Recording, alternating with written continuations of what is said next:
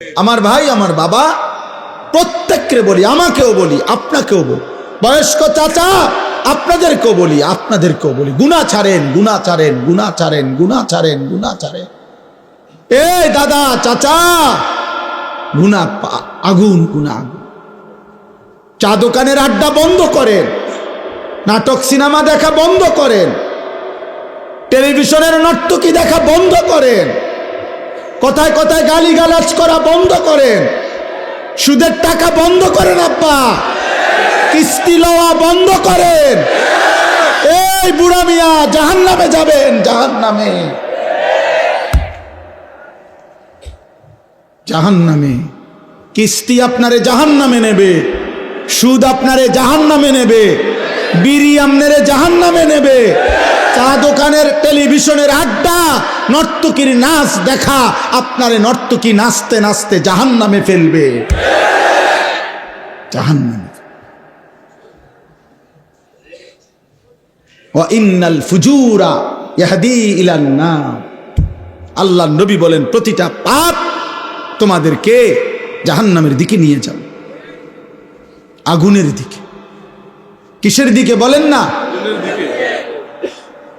কোরআন শরীফে আছে, আল্লাহ তাআলা কোরআনুল কারীমের একটা সূরার মধ্যে 11 বার একটা কথা বলছেন, ওয়াইলুন ইয়াউমাইদিল লিল মুকাদ্দিবিন। আল্লাহ বলছেন, প্রত্যেক মিথ্যাবাদী, নাফরমান, পাপী, মনে রেখো সেদিন আখিরাতে মিথ্যাবাদী, পাপী, নাফরমানদের জন্য রয়েছে জাহান্নাম। এই কথাটা এক সূরাতে আল্লাহ 11 বার বলার পর কথা শেষ করছে, শেষ কথাটা আল্লাহ তাআলা বলছে, ফাবি আইয়ি হাদিসিম বাদাহু ইউমিনুন। আমার বান্দা বলো তো, আমি আল্লাহ এরপরে আর কেমনে বললে, কি বললে তুমি বিশ্বাস করবা? আল্লাহ নিজে বলছে, ফাবি আইয়ি হাদিস, এরপরে আমি কি বলতাম, এরপরে বান্দা আমি আর কিভাবে বলতাম? আমি আল্লাহ জাহান্নামের এত বিস্তারিত বর্ণনা কোরআনে দিলাম, জান্নাতের এত বিস্তারিত বর্ণনা কোরআনে দিলাম, আখিরাতের এত বর্ণনা কোরআনে দিলাম, কিয়ামতের এত কথা কোরআনে বললাম, পূর্ববর্তী বহু জাতি ব্যক্তির ঘটনাবলী আমি কোরআনে বর্ণনা করলাম, যে আমার অনুগত হলে কি হয়, আমার অবাধ্য হলে কি হয়। ফেরাউনের কথাও আমি কোরআনে উল্লেখ করছি, ইউসুফ আলাইহিস সালামের কথাও আমি কোরআনে উল্লেখ করছি। আনুগত্যের পুরস্কার কি, আমার অবাধ্যতার পরিণতি কি, সেই নূহ আলাইহিস সালামের কওম থেকে আমি আল্লাহ যুগে যুগে কত জাতি, কত ব্যক্তিকে আমার নাফরমানির কারণে ধ্বংস করে দিছি, কত জাতি, কত ব্যক্তিকে আমার আনুগত্যের কারণে সম্মানিত করেছি। এগুলো আমি কোরআনে বলেছি। আমি জাহান্নামের বিস্তারিত বর্ণনা দিয়েছি, জান্নাতের কথা আমি আল্লাহ বলেছি, আমার রসুলকে আমি কেন পাঠাইছি সেটা আমি বলছি, আমার আদেশ কি আমি বলছি, আমার নিষেধ কি আমি বলেছি, আমি তোমাকে কেন বানাইছি তাও বলছি, আমি তোমার কাছে কি চাচ্ছি তাও বলছি, আমি তোমাকে আখেরাতে কি দেব তাও বলেছি, দুনিয়া তুমি কিভাবে চলবা তার বিধিবিধানও আমি বলে দিয়েছি। তো আল্লাহ যেন বলে, বান্দা আর আমি কি বলতাম, তবুও কেন জাহান্নামী হইলাম? এর জন্য কিয়ামতের দিন যেন আল্লাহ তাআলা জিজ্ঞেস করবে, বান্দা বলো, বান্দা কেন জাহান্নামী হইলাম? কি জিনিস ছিল না তোমার? তুমি কি শোনো নাই আমি তোমার রব আল্লাহ? তুমি কি শোনো নাই তোমার নবী মুহাম্মদুর রাসূলুল্লাহ সাল্লাল্লাহু আলাইহি ওয়াসাল্লাম? তুমি কি শোনো নাই তোমার কিতাব কোরআন? তুমি কি শোনো নাই তোমার ধর্ম ইসলাম?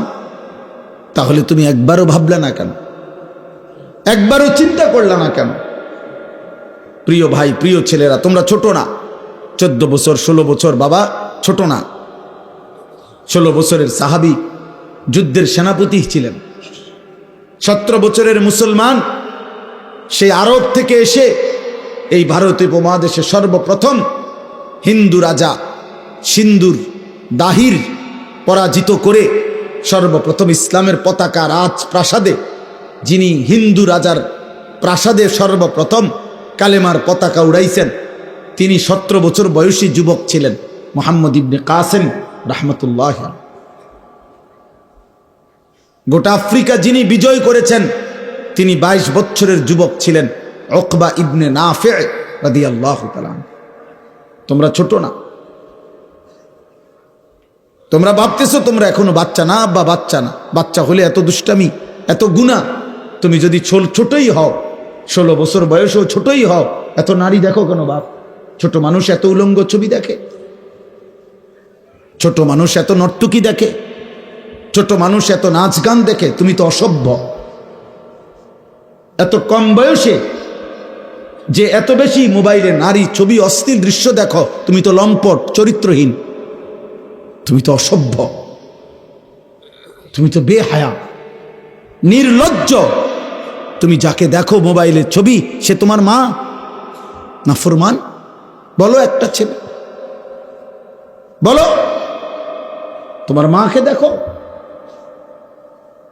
যদি মানুষের বাচ্চা হও, রক্তে যদি মানুষের রক্ত হয়, তো তুমি কল্পনা করো তো যে তোর মাকে এরকম দেখুক কেউ, তোর মাকে উলঙ্গ দেখুক কেউ, তোর বোনকে উলঙ্গ দেখুক, তোর মেয়েকে কেউ বিবস্ত্র দেখুক বেটা, তোর ফুফুকে দেখুক, তোর খালাকে দেখুক। তাহলে তুমি যাকে দেখছো সে কি কারো মা না? সে কি কারো বোন না? সে কারো মেয়ে না? সে কারো ফুফু না? সে কারো খালা না? এজন্য মনে রাখো বাবা, আজকে তোমাদেরকে তোমাদের অভিভাবকরা মনে করছে তোমরা ছোট, আর সেই সুযোগে শয়তান তোমাদেরকে দিয়ে সমস্ত নষ্টামি করায় ফেলছে।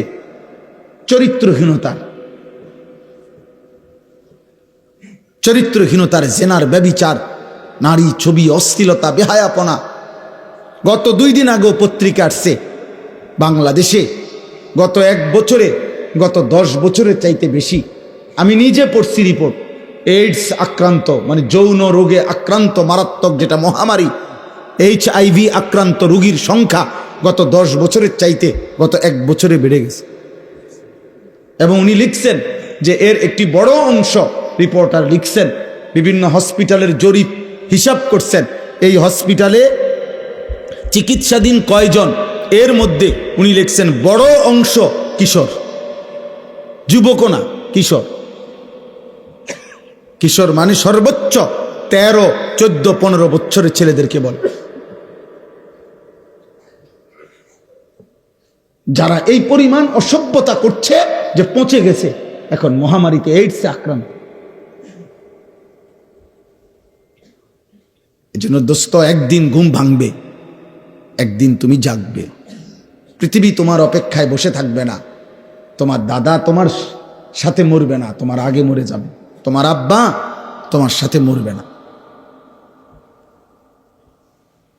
ওই যে দেখেন, ওই বেয়াদব দেখেন, ওই 2 বেয়াদব চুরি করে, মানে এমন গাদ্দার, যে গাদ্দারের কথা হইল আমি শুনবো না, তোমার মতো হুজুর না, তোমার আব্বা বললেও আমি শুনবো না, আমি ছবি উঠাবো। আরে বেয়াদব, উঠে গেলে ভালো। এত রাত হয়েছে, ঘুমায় যাও বাবা, অথবা গিয়ে বাইরে অন্য ছবি দেখো।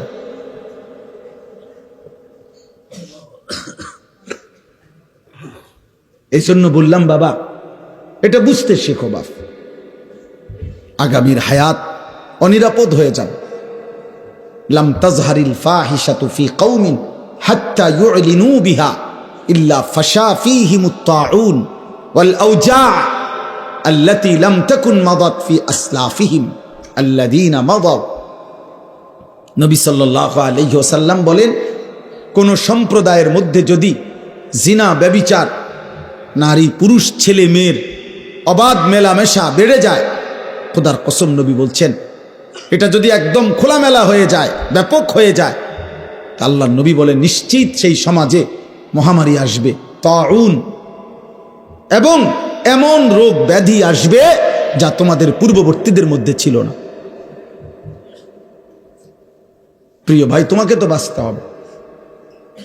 আমি যে চিৎকার করি দোস্ত, আরে ছেলে তুমি তো বাঁচতে হবে আব্বা, তুমি যদি এমন হইতো যে বিপদে পড়বো আমার পাপের কারণে, আমার দাদায়, কারণ আমি তো মরে যাবো আগে, দাদা মরবো পরে, না রে আব্বা, তুমি পড়বা বিপদ। আগামীর সমাজে নিরাপদ সম্পর্ক, হাদিসে আছে, কোন সমাজের মধ্যে ছেলে মেয়েরা যদি অবাধ এই নারী ছবি, অশ্লীলতা, বেহায়াপনা, উলঙ্গতা তোমাদের সবার পছন্দ হয়, তাহলে আগামী সমাজে তুমি নিরাপদ সম্পর্ক, নিরাপদ ফ্যামিলি, আগামী সময়ে তোমরা নিরাপদ বোন, নিরাপদ মেয়ে, নিরাপদ ইজ্জত, সতীত্ব খুঁজে পাবা। আল্লাহর কসম করে বলো, কসম খোদার, এটা মনীষীদের কথা। তুমি যেমন নষ্ট, তো যে তোমার বিবাহের সম্পর্কে আসবে, তো একদিন পরে হোক আর 6 মাস পরে হোক, তুমি টের পাইবা সেও দুশ্চরিত্র। সেদিন আফসুস করতে হবে না। ঠিক বলে চিৎকারের দরকার নাই বাপ, তুমি বুঝো। আমি ব্যাপক সমর্থন চাই না, আমি আখেরাত চাই, আখেরাত চাই। আমি বললাম না, এটা কিতাবে স্পষ্ট আছে। আপনারা যারা বাবারা আছেন, আপনারা খুব বেশি খামখেয়ালি করতেছেন, খুব বেশি। আপনাদের ছেলেরা, এগুলো আপনাদের ছেলে, এই ছেলেগুলো এখানে যারা এখন বসছে, আসছে, এরা নর্থ বেঙ্গল থেকে আসে নাই, পার্বত্য চট্টগ্রাম থেকে আসে নাই, খুলনা বরিশাল থেকে আসে নাই, এরা রংপুর বিভাগ থেকে আসে নাই, এরা এখানকার আশেপাশে সর্বোচ্চ 10 কিলোমিটার 20 কিলোমিটার জায়গার ছেলে। তো 20 কিলোমিটার জায়গার যদি এখানে 1000 ছেলে হয়, 2000 ছেলে হয়, আপনারা ভাবেন তো এই 2000 ছেলের মধ্যে আপনারা একজন চাচা যারা নামাজ পড়েন, এরকম একজন নামাজি চাচা আপনাদের এলাকার ছেলে, আপনারা এখন দেখেন, দেখলেই আপনি বুঝবেন যে এখানে যদি 2000 ছেলে হয়, কমপক্ষে 1900-1800 ছেলে বেনামাজি। আর যদি মিথ্যা বলি তো তোমরা প্রতিবাদ করো। তোমরা যারা আজকের সারাদিনে 5 ওয়াক্ত নামাজ পড়ছো, যুবক ভাই, কিশোর ভাই, তোমরা প্রতিবাদ করো যে না, আমরা হুজুর আপনাকে এখন প্রমাণ করব আমরা বেশি অংশ নামাজ পড়ছি। বলো, তুমি চ্যালেঞ্জ করো, তাহলে বিচার হবে আমার, তাহলে আমার বিচার হবে। তোমরা যা বিচার করো আমি তা মাইনা নেব। হ্যাঁ, আমার ভিডিও হবে, বিচার তোমরা জানাই দিবা যে আমরা হুজুররে অপমানিত করে দিছি ভুল ইনফরমেশনের কারণে। তাহলে একটি 92 থেকে 95% সংখ্যাগরিষ্ঠ মুসলিম দেশে, যেখানে চারিদিকে মসজিদ মাদ্রাসা, প্রতি ওয়াক্তের নামাজের আজান মাইকে হয়, হিন্দুস্তানের এমন অসংখ্য প্রদেশে, ইন্ডিয়ার মুসলমানের ওইখানের হিসাবে সংখ্যালঘু, যদিও আমাদের এখানের হিসাবে বেশি। বোঝেন নাই কথা? ইন্ডিয়ার মোট জনসংখ্যার কারণে হলো মুসলমান কম, কিন্তু আমাদের বাংলাদেশের সব মিলানোর চাইতে যে পরিমাণ, তার চাইতে ইন্ডিয়ায় মুসলমান বেশি। আমি নিজে ইন্ডিয়ায় তো ছিলাম 8 দিন 2022 সালে, আরও একবার গেছি 2018 সালে চিকিৎসার জন্য। তাহলে আমি তো ইন্ডিয়ার এমন প্রদেশে গেছি যেই প্রদেশের মুসলমান আছে কিন্তু কোনো মসজিদে প্রকাশ্যে আজান দেওয়া নিষিদ্ধ, এরকম বহু জায়গা আছে। কোথাও কোথাও আবার অনুমতি আছে অল্প কিছু জায়গায়। তাইলে বলার উদ্দেশ্য হলো ভাইয়া, যেখানে চারিদিকে মসজিদের মিনারায় আজান হয়, প্রতি ওয়াক্ত নামাজ যদি আমরা কল্পনা করি, কমপক্ষে আমাদের এক একজন ব্যক্তি যেখানেই থাকি আশেপাশের, না হয়তো খেয়াল করলে 10টা মসজিদের আজান এতটা কাছাকাছি যে শুনবার কথা, তাহলে প্রতি মসজিদে যদি 4টা করে মাইকের হরন থাকে, তাহলে 10টা মসজিদে 40টা হরন একসাথে আজান দিছে। তুই নাফরমানের কলিজার মধ্যে, তুই এত বড় নিকৃষ্ট পাষাণ বেয়াদব, এত বড় বেয়াদব, তুই বেয়াদবের কলিজার ভিতরে এতগুলো হরনের মাইকের আজান, 100টা কলিজাটা কিন্তু নাড়াইতে পারে না। কত বড় নিকৃষ্ট বেয়াদব! কিন্তু বেনামাজির চাইতে বেয়াদব পৃথিবীতে কেউ নেই। কত বড় নিকৃষ্ট! হায়, তোর মা তোকে শেখায় নাই কোনোদিন? আহা, নাফরমান ছেলে, তোমার মা কোনোদিন বলে নাই তুমি মুসলমান? তোমার বাবা কোনোদিন বলে নাই? তোমার ছোটবেলার মক্তবের হুজুর তোমারে কোনোদিন বলে নাই যে মুসলমানের উপরে 5 ওয়াক্ত নামাজ ফরজ? তো 16 বছর বয়সে এভাবে ভুলে গেলা, 18 বছর বয়সে এভাবে ভুলে গেলা। তো মাত্র এত কম বয়সে যদি আল্লাহকে এভাবে ভুলে যাও, 24 ঘন্টার মধ্যে একটা সেজদাও দিলা না যেই নাফরমান ছিল, তো আল্লাহকে যদি এভাবে বিদায় দাও, আরে নাফরমান, আগামী 60 বছর তোর যদি হায়াত হয় আর এভাবে বেনামাজি জিন্দিগি চলে, তো আগামীতে তুই দাজ্জাল হবি, দাজ্জাল। তুই তো হবি দাজ্জাল।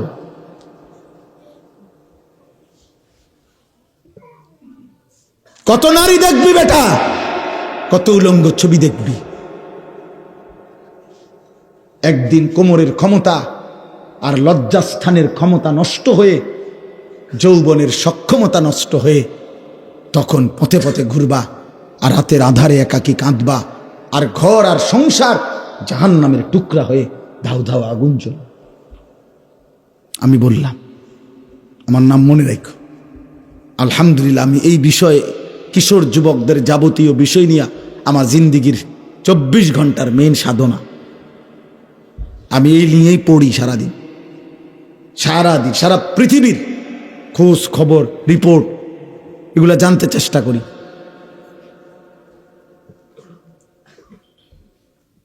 ওইখানে লিখছে, ওই কথাটা শেষ করছিলাম না, এই রিপোর্টে বলছে এরপরে, তাহলে বললাম যে বেশি অংশ কিশোর।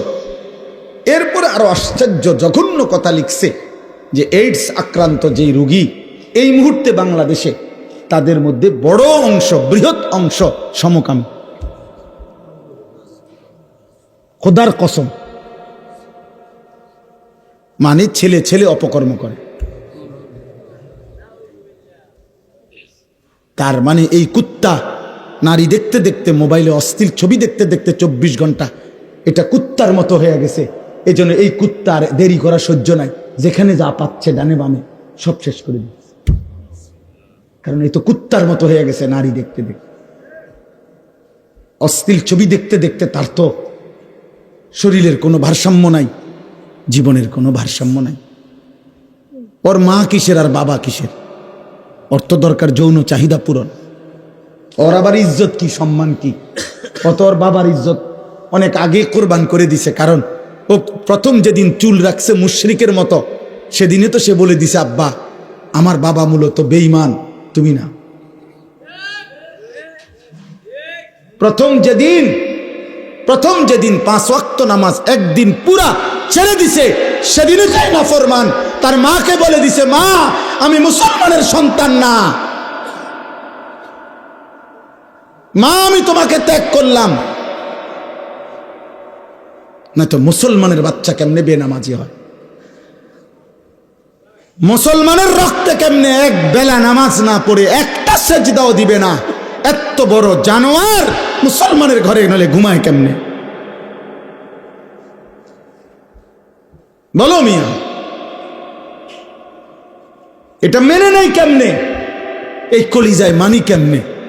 যদি কোনো দুনিয়ার মানুষও যদি বলে, বেটা আজকের 24টা ঘন্টা তোদের ভাত মাছ, তোদের ঘর সংসারের জন্য আমি সারাটা সময় শেষ করলাম, আর বিনিময়ে তুই আমার প্রতি একটা কৃতজ্ঞতা, একটা থ্যাংক ইউ দিলি না, তুই মানুষের বাচ্চা নি রে।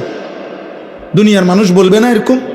আমি যদি ওনার জন্য আজকের 24টা ঘন্টা আমি ওনার লেগে মনে করেন পরিশ্রম করলাম, বিনিময়ে ওনার মুখে আমি হাসি ফুটাই দিলাম, আর এই নাফরমান লোকটা যদি আমার উপকার থেকে উপকৃত হয়ে আরেকদিকে ফিরে যায়গা, আমার কলজাটার মধ্যে মানবনি এটা যে কিরে তুই মানুষের বাচ্চা নি, তুই লাগে আমি 24টা ঘন্টা এত কষ্ট করলাম, তুই কি তারে করলি? তুই তো আমার একটা হাসি মুখে বিদায়ও দিলি না, ভদ্রতাও দেখাইলি না।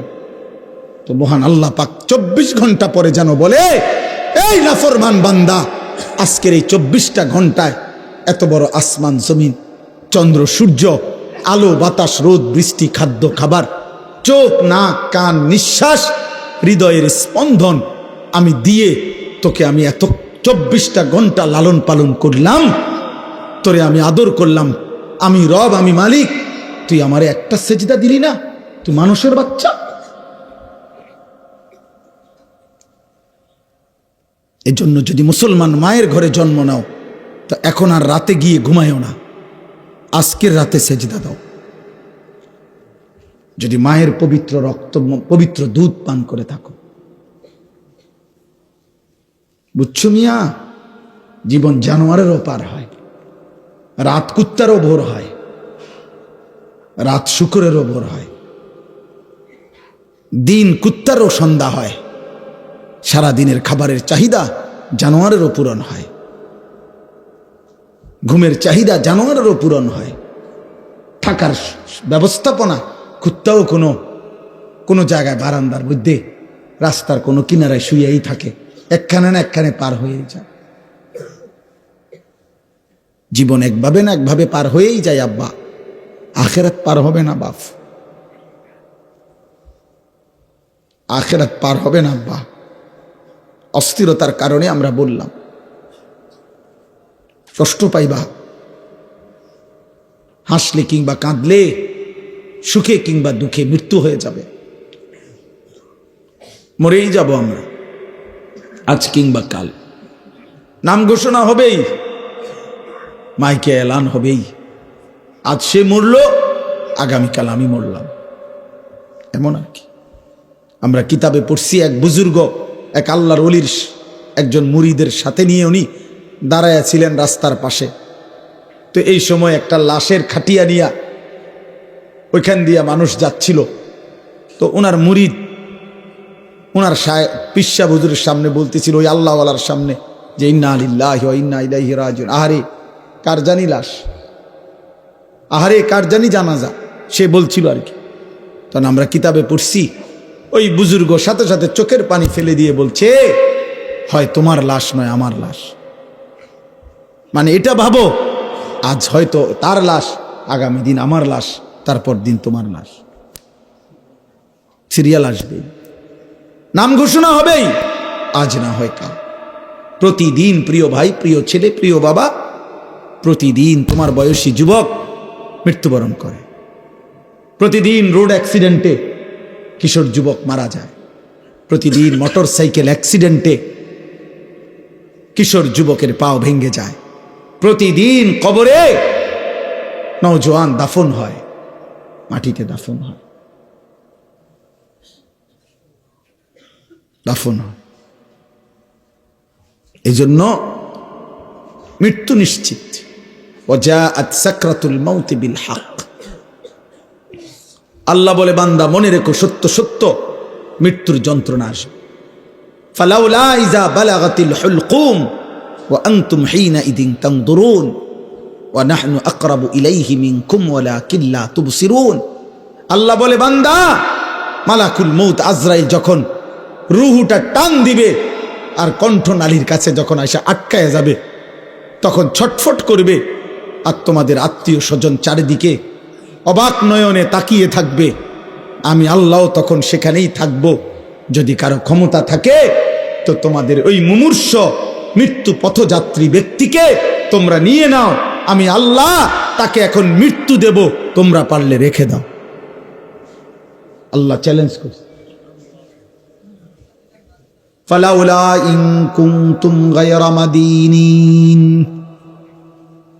আল্লাহ বলেন, যদি বলো আখিরাত হবে না, যদি মনে করে থাকো নাফরমান পরকাল বলতে কিছু নাই, তারজিউনাহা ইন কুনতুম সাদিকিন, তাহলে তোমাদের স্বজনকে ফিরিয়ে রাখো। তোর আব্বারে রেখে দে, ওই যে তোর বাপ মরে যাচ্ছে, আল্লাহ বলেন আমি তাকে এখন কবরের দিকে নেব, তুই তাকে দুনিয়ায় রেখে দে। আমি এখন তাকে মৃত্যু দেব, তুমি পারলে বান্দা তাকে রেখে দাও। পারবা তো বাপ? কথা বলে না। হাত্তা ইদা জাআ আহাদাহুমুল মাউতু ক্বালা রাব্বিরজিউন। আল্লাহ বলে, যখন নাফরমানের মৃত্যুর সময় হয়, আজরাইল যখন এসে সামনে দাঁড়ায়, তখন নাফরমান চিৎকার দিয়ে বলে, আল্লাহ একটা বারের জন্য আমারে দুনিয়ায় থাকতে দেন, আর কিছুদিন থাকতে দেন, লাআল্লি আমালু সালিহান ফীমা তারাকতু। যে আমলগুলো আল্লাহ ইতিপূর্বে করি নাই, সবগুলো নেক আমল এবার যদি থাকতে পারি করব। কাল্লা, আল্লাহ বলবেন না, কখনোই না। আল্লাহ আমাদেরকে বুঝ দান করে।